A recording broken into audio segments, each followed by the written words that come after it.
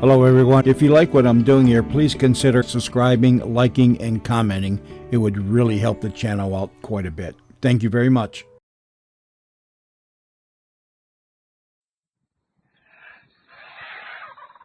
Rex, look at it.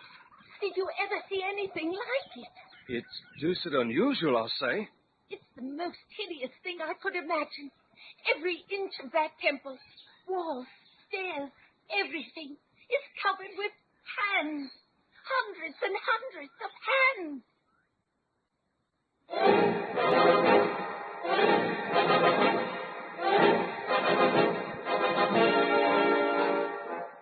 Here comes Monk Mayfair, the ape-like chemist. Gracious! Ham Brooks, the sword-wielding lawyer. Take that! Rennie Renwick, the two-fisted engineer. Holy cow! Long Tom Roberts, the adventurous electrical genius. Pipe down, you guys. Johnny Littlejohn, the fighting archaeologist. I'll be super amalgamated.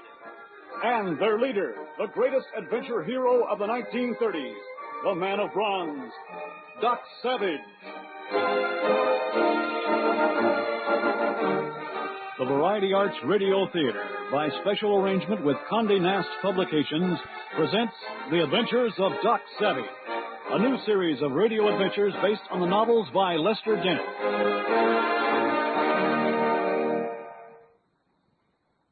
Today, Flight into Fear, Chapter 3 of the amazing story, The Thousand-Headed Man.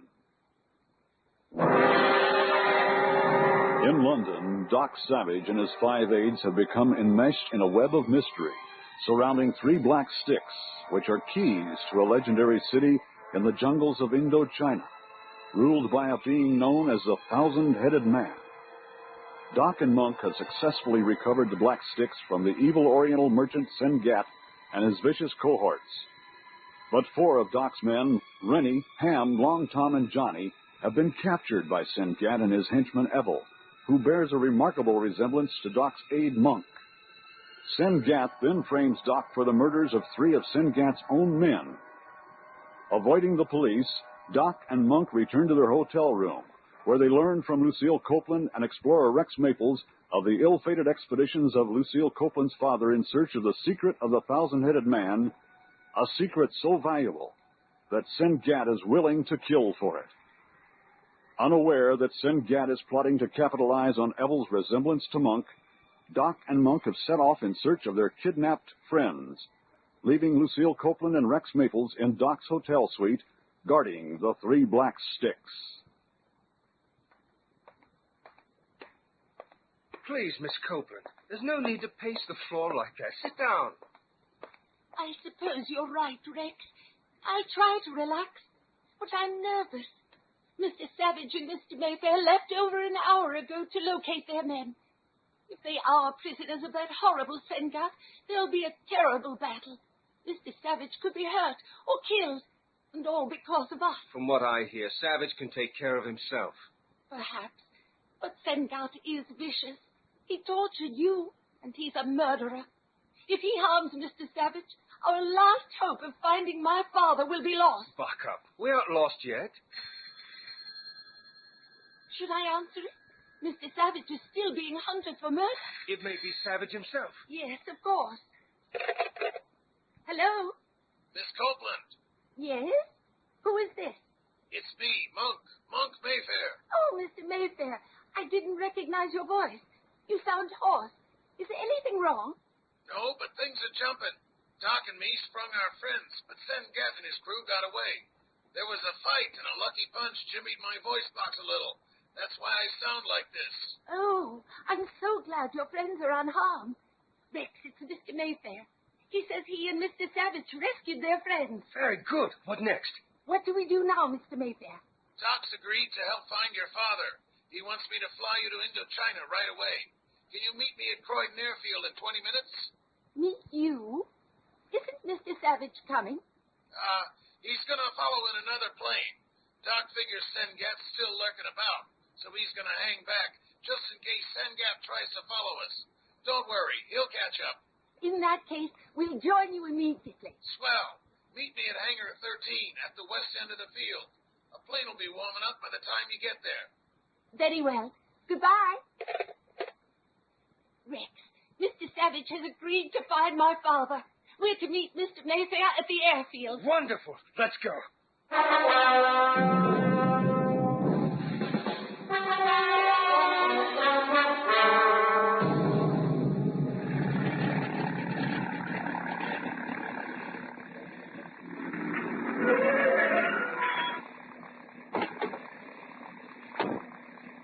Miss Copeland, Maples, up here. Hurry, we're about to take off.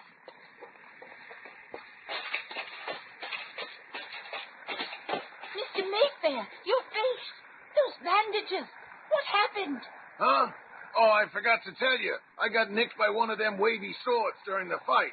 It's not too bad, don't worry. Oh, for a moment I thought it was worse. Most of your face is covered. Doc did that. Guess he wanted to be safe. Will you two grab some seats in the cabin while I shut the hatch? There, all set. Well, what about provisions and clothes? We can't just fly into the jungle without preparing ourselves. Oh, don't worry about that. Doc thinks of everything. He's got clothes and stuff in the back. Now, I'm going to get this plane moving. Well, Lucille, we're on our way. Yes, on our way to Indochina and hopefully to find my father.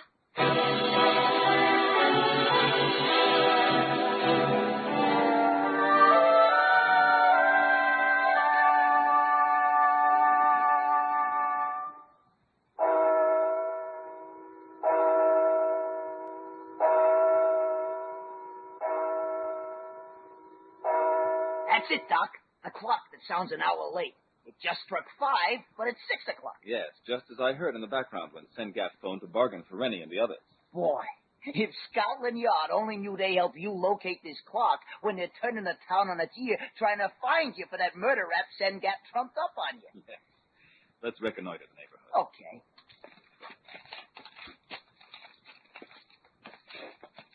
Boy, everything looks deserted. Nothing but grimy shops and warehouses in all directions. If Sengat is hiding out here, he's going to be tough to flush out. Perhaps not, Monk. Look, there's a light in that building ahead. That's unusual for this time of night. Well, let's check it out then. I'm itching for a real scrap with Sengat and his cronies. Stand on the other side of this door, Monk. Right. I'll try a little impersonation. Who there? A message, thou dog. Open up. Message for who? Sengat. Sengat not here. Open this door, offspring of a worm. I was told to come here. He fell for it, Doc. What was... Oh, Catch him, Monk. Got him. Oh, you sure bopped him good, Doc. He's as limp as a dish rag. Drag him inside while I shut the door. He'll sleep fine in this dark corner. Good. I see a light shining through a crack under that far door. Rennie and the others may be in that next room. Sengat, too, I hope. I got dibs on that long-nailed crook. Come on. Quietly. Oh, somebody's coming out. They must have heard the scuffle. Stay in the shadows. Let him come to us. fellow, what's wrong that noise? Now, Monk. He's got a gun, Doc. Grab his gun arm. I got it. Get his cannon before he shoots somebody. There. We timed that well. Yeah. With both of us rushing at him, he didn't know who to shoot at first, so he missed both times. Monk, look over your shoulder. Blazes! There's Ham and Rennie and the others. Found in gag like Christmas turkeys. Hold on to this one while I untie them. Right. Just a minute, man. Wait till I remove your gag. Holy cow, Doc. I was beginning to think you'd never show up. Get these ropes off me, will you? There. Untie the rest. Right. Well, you all better exercise your arms and legs to restore circulation. Those ropes were tight. Phew. That gag was beginning to taste like sand. Just wait till I get my hands on that Sengat's dirty neck. An extremely probable eventuation. That gag didn't make Johnny swallow any of his big words. I see Monk's got hold of that devil Indigo. That's who I got. Well, we sure heard a lot about you, Indigo. Pleased to meet you. Oh, you fella too smart. I'll do a lot worse than that if you don't start cooperating. Well, that might be Sengat since he appears to be absent. Yes? The trade with Doc Savage is no longer necessary. Get rid of the prisoners. Knives first, then the river. Understand? You want all 4 murdered, is that it? Savage! That was Sengat. He just ordered your death. That means he's pulled some kind of fast one. Operator, Hotel Piccadilly, Suite A, please. Sengat means to trade your lives for the 3 black sticks I left with Lucille Copeland. Something has caused him to change his mind. Yes? Thank you, operator. There's no answer. Let's pump this guy, Doc. How about me banging him around a little? You fella let me go. Sure, we'd be likely to do that. One way. Oh, stop twisting on, you fella. What does Sengat have up his sleeve, Indigo? What you fella like to know? Maybe so talk, if you know kill. Talk first. Sengat send Missy Copeland and Maples alongside Indochina in plane. Him got man who all the same look like Monk fellow here. Savvy? Holy cow, I get it, Doc. Sengat is a man named Evil working for him who looks just like Monk. I don't believe it. I saw him with my own eyes, Doc. There really is another person walking this earth who's as ugly as Monk here. I'm sorry to say. Anyway, this Evil must have tricked him into going with him to Indochina. With the 3 black sticks, no doubt. Now what? You killed those men at Lucille Copeland's house, didn't you, Indigo? Oh, no. You fella blong bad idea. I suspect Scotland Yard will think differently. We'll turn Indigo and his friend over to the authorities. That should clear up the murder charge against me. Then we're off to get that rat who's impersonating me, right, Doc? Yes, Monk. We're off to Indochina. And this mysterious 1,000-headed man.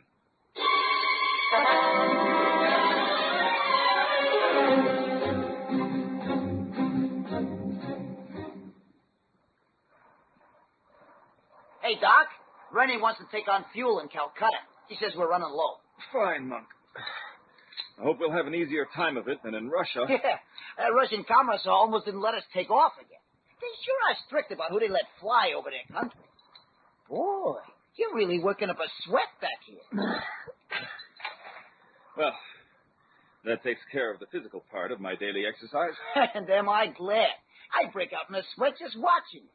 The scientists who started you on this 2-hour exercise stint every day sure knew what they were doing, though. What are those? Some new chemical scents. You know, I used them to sharpen my sense of smell. Remember when we first encountered Lucille Copeland in the dark? I was able to scent her perfume and identify it later. Say, that's right. I couldn't smell a thing. Have there been any further reports of the plane carrying Miss Copeland and Rex Maples? Well, not since that report that they took on fuel in Poland. That puts them about 3 hours ahead of us at least. And no sign of the plane flown by Sengat, assuming that he's also following Evel's plane. Let's go forward, see how Rennie's doing. How goes it, Rennie? That's so good. You and Doc better grab a seat. We're about to fly into a big rain cloud. I'd better take the controls, Rennie. Okay. There you go. Here we go into it. Boy, it sure got dark all of a sudden, didn't it? Turbulence isn't too bad. It's mostly rain. Boy, we came out of that fast. There's the sun again. Yeah. Look! There's 2 big planes right above us. Holy cow. They're diving right for us. Look, those gray threads of smoke. Tracer bullets! That sounded like one of the wings. Yeah, the left one. It's full of bullet holes. Hang on.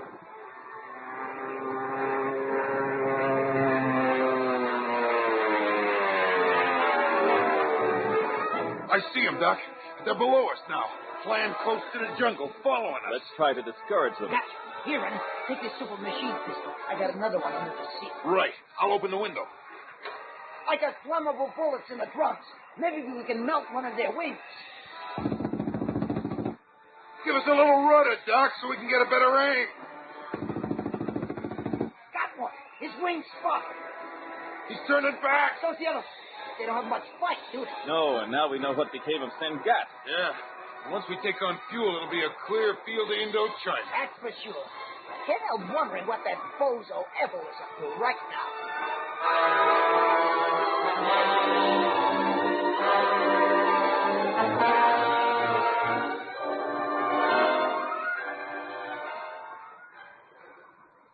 I don't understand, Miss Mayfair.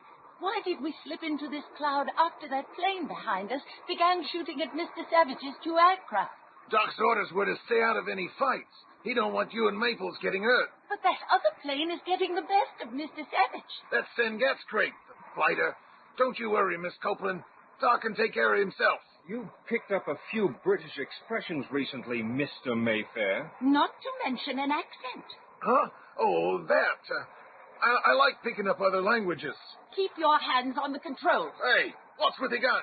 Here now, miss. I think we've been tricked, Lucille. This man isn't Monk Mayfair. Look closely. That explains the hoarse voice and the bandages on his face. You got me wrong, mate. Have we? Maybe, maybe not. But that gun ain't loaded. I took the cartridges out yesterday. I know. I replaced them last night. Shall I demonstrate? Okay. What do you want me to do? That was Doc Savage's plane that got the best of the two others, wasn't it? Yeah, it was. Turn back, then. I can turn back, miss, but I don't think it's going to do much good. We might run out of petrol trying to find Savage's plane. He's right, Lucille. We're over jungle now, and it's a frightfully precarious territory. What do you suggest, Rex? Let's press on. Savage is headed for the same area we are. There's a better chance of finding him once we reach Indochina. All right. I want to reach my father above all else. Stay on course, whatever your name is. From now on, one of us will be holding this gun on you at all times.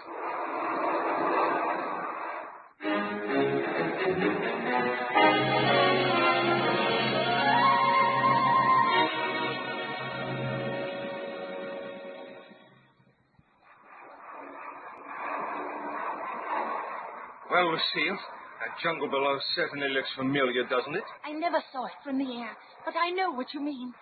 Even from this height, it looks sinister somehow. Look at the mists rising from the dense greenery, like ghosts coming out of their graves. Did I see what I thought I saw when we flew over that stream? Crocodiles? That's right, Evel, if that's really your name. Those are called buayas, 30-foot-long man-eaters, and those dark birds gliding close to the trees may look like small planes, but they're vultures. It's almost supernatural, the way the jungle lays hold of one's soul and grips you, drawing you back. I can almost understand how your father felt, Lucille. My father, he's down there somewhere. I can just feel it. Say, what's that in the clearing due west? What? Oh, yes, it's a building of some kind. Fly lower. Yes, it's a pagoda of some yellowish stone. Could it be part of the thousand-headed man's city? I don't think so.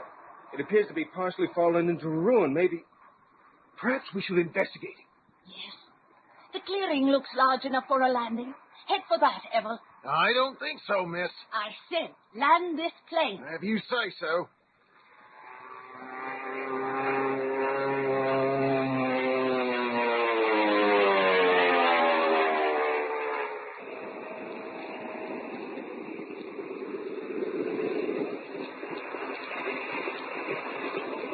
We're going to make it, I think. Don't count on it. We're heading right for that wall of jungle ahead. Here to the right. There's room.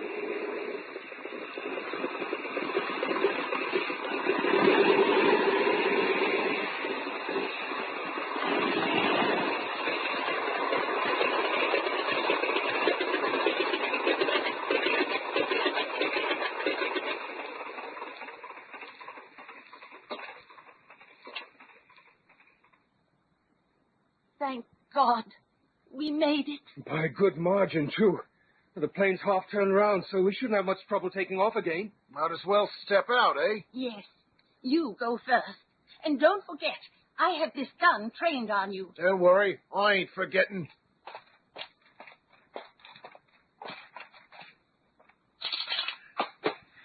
There's no gangway. We'll have to climb down the wing. Okay, you two. Rex, take the gun while I get down. Right. Here's the gun. Catch. There.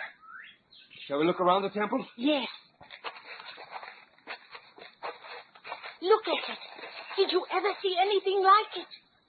Well, it's deuced unusual, I'll say. Let's get closer. You walk ahead of us, Evel, where we can keep an eye on you. You're the boss, lady.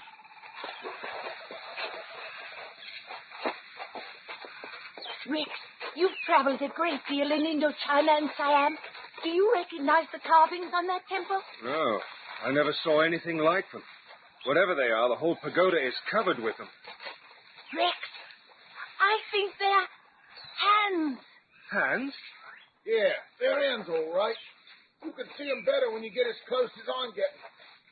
The pagoda of the hand. You've heard of this place? Vaguely, but I can't recall where. Look at it. As we get closer, it's larger than it looks from the air. And that smell. What is it? Odd. It might be jungle muck or can't be coming from the pagoda, I don't think. Look, the steps leading up into the temple are carved with hands, too. I don't like this jump. It looks like a big yellow skull on a plate. Do you know anything about this temple, Evel? Nope. I think you're lying. Sengat must know what's in the city of the thousand-headed man. Didn't he tell you what it is he's after? No, blast it. Well, here we are at the steps. It's the most hideous thing I could imagine. Every inch of it. Walls, stairs, everything is covered with hands. Whoever built this temple painstakingly chiseled hundreds upon hundreds of hands out of the stone facing. Just look at them. Some are fists. Some are twisted in all kinds of gestures. And others look like they're reaching out to grab us. That's odd. These steps are badly worn, but the natives in this area don't usually wear shoes. It must have taken hundreds of years of walking up and down these steps to wear them down. Shall we go further? Aye? You mean go up them stairs? Count me out. We mean exactly that.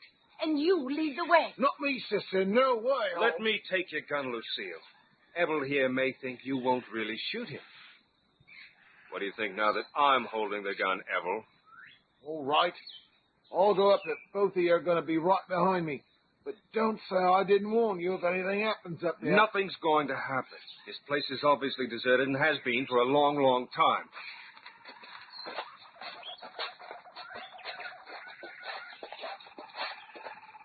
Rex, this is weird. Walking on these stone hands. Some of them are so sinister looking. Don't let them get you, Lucille. They're only carvings. Look, that one is carved palm upward. Nothing evil in that.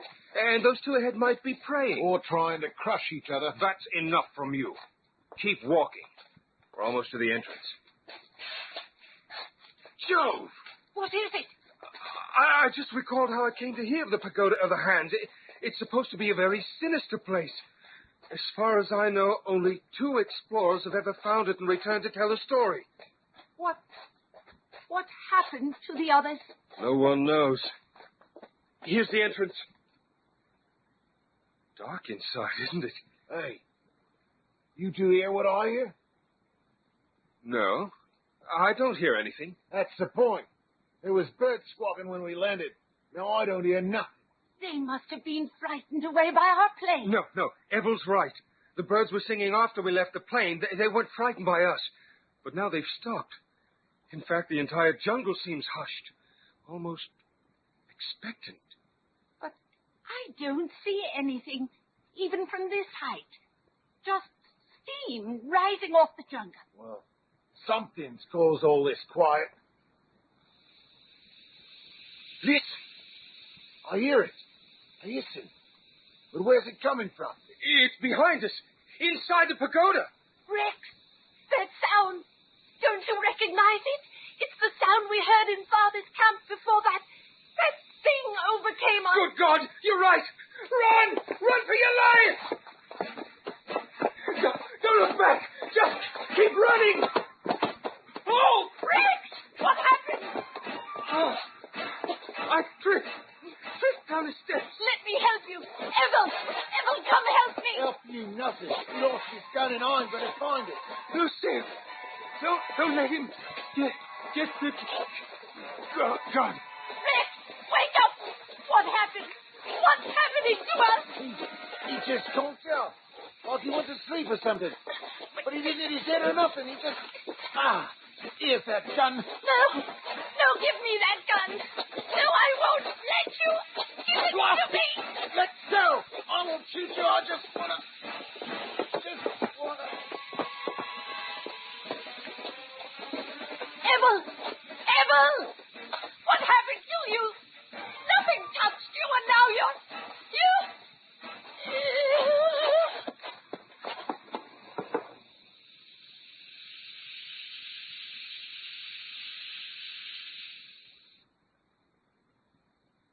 What is the strange invisible force that has overcome Lucille Copeland, Rex Maples, and Ebel? Will Doc Savage find them in time? And what is the fabulous secret that Sengat hopes to obtain in the Thousand-Headed Man's secret jungle city? Don't miss Pagoda of the Hands, Chapter 4 of The Thousand-Headed Man, next time on The Adventures of Doc Savage.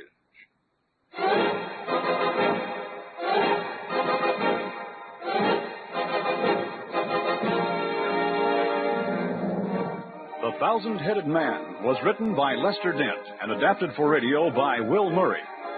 Featured in the cast were Daniel Chodos, Robert Towers, Michael McConaughey, Bill Ratner, Ann Ross, William Irwin, Kemet Mustin, and Art Dutch. Also heard were Glenn Shaddix, Bob Farley, Douglas Kohler, and Bob Lyons. Sound effects were created by David Surtees, assisted by Jerry Williams. Production assistance by Samantha Kimmel and Doris Christie. Engineering by Denny King.